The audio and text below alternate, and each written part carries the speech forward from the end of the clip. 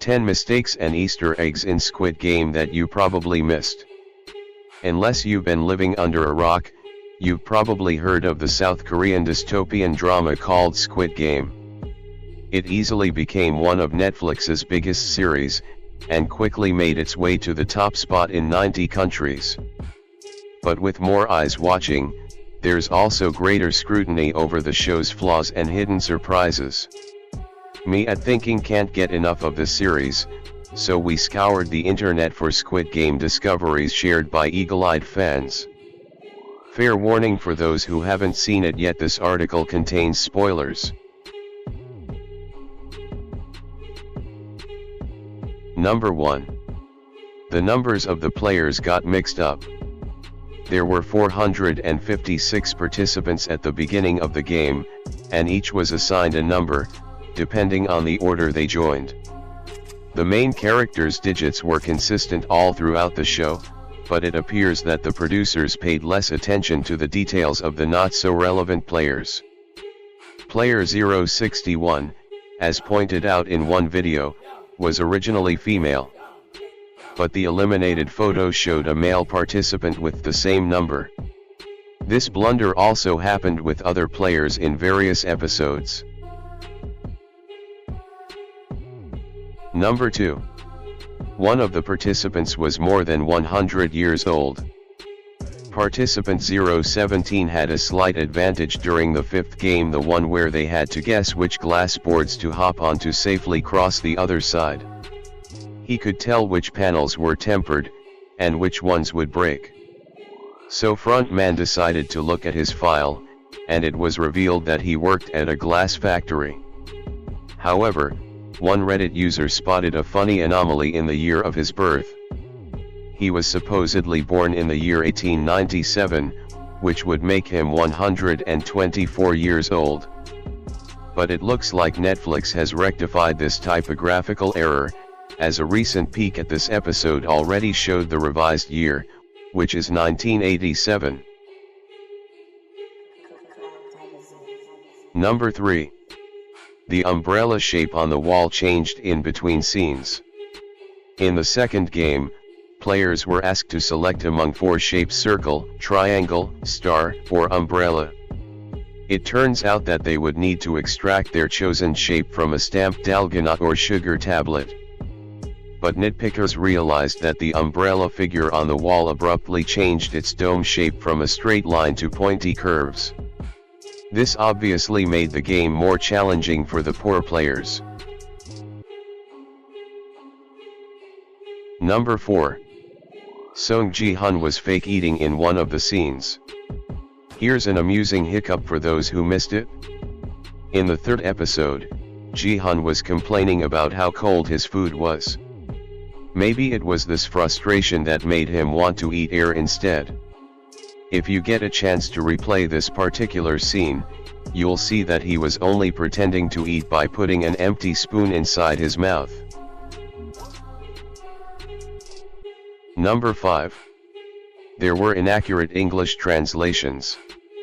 One Twitter user shared her thoughts about the true essence of the Korean dialogues, and how they were slightly altered in the English subtitles. For example, in the scene where Han Minyo, player 212, tries to convince players to pick her for their team, the translation read, "I'm not a genius, but I still got it work out."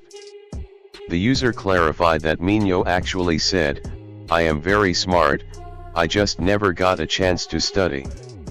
She adds that this was an important part of the script, as the clever but poor character is a huge trope in Korean media. Number 6. There was a continuity problem with Jihan's cell phone. Toward the end of the series, Jihan was shown traveling in a train station, talking with his daughter on his Samsung S7. But while he was waiting for his flight inside the airport, a cutaway revealed that he had a Samsung S3 in his hand. Looks like his phone mysteriously downgraded somewhere during his commute. Number 7. Wang Junho's cell phone miraculously never ran out of battery. The policeman's mobile phone became one of the highlights of the show.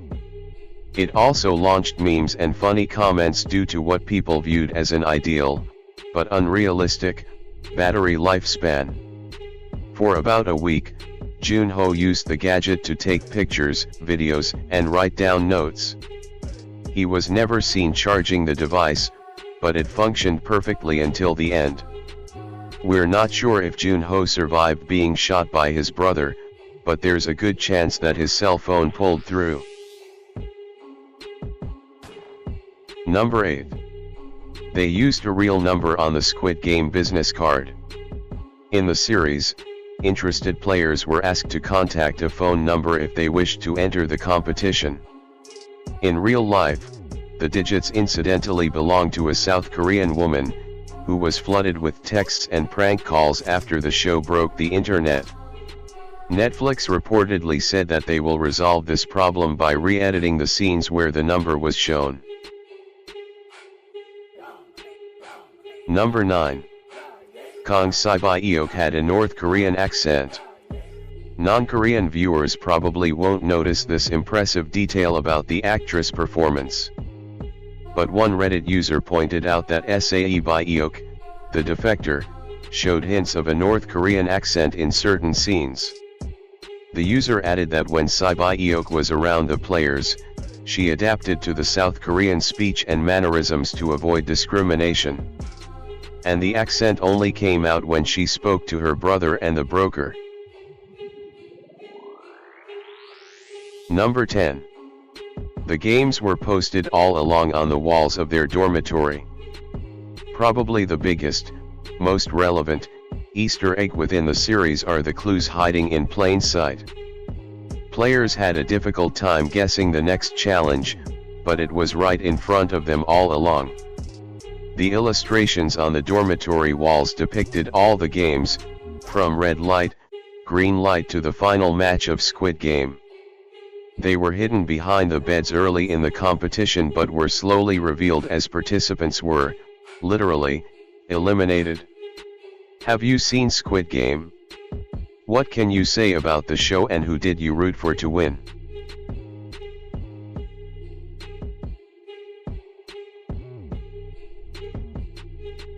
And that's where our video ends.